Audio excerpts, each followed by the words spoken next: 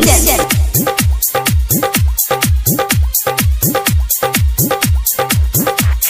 Music director DJ Nitish Raj. Anokha recording studio Digha Patna. ये सैया घुंघरू लागल कांवरिया हाजीपुर शहर से लइहा हो। ये सैया घुंघरू लागल कांवरिया हाजीपुर शहर से लइहा हो। हाजीपुर शहर से लइहा हो। विद्युपुर बजरिया जइहा हो। कि तोह से कहली तोहर में हरिया देवघर नगरिया जइहा हो। ए सैया कहली तोहर में हरिया देवघर नगरिया जइहा हो।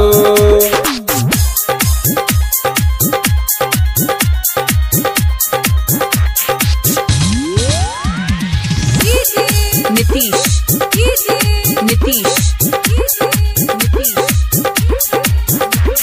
Nitish Mangura Nitish Mangura Nitish Mangura. Music director DJ Nitish राज।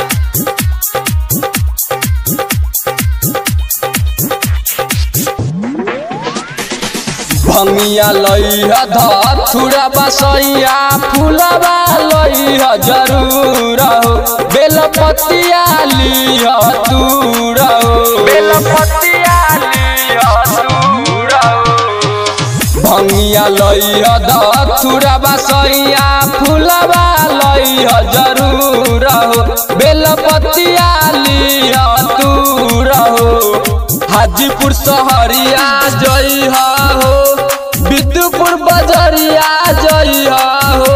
ए सैया घुंघरू वाला कांवरिया हाजीपुर शहर से लइहा हो।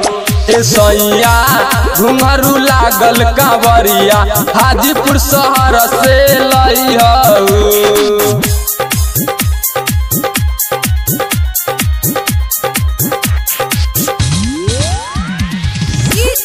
Nitish Nitish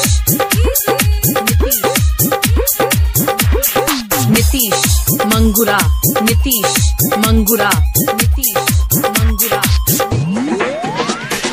music director DJ Nitish राज।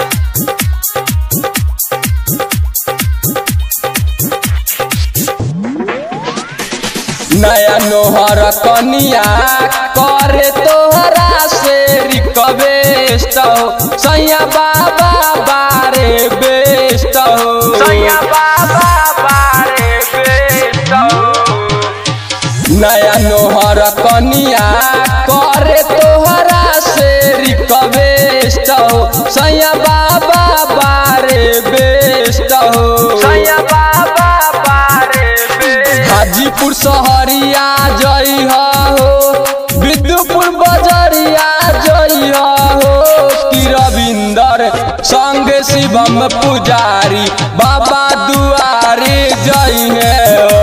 ए सैया घुंघरू लागल कांवरिया हाजीपुर शहर से लइहा हो।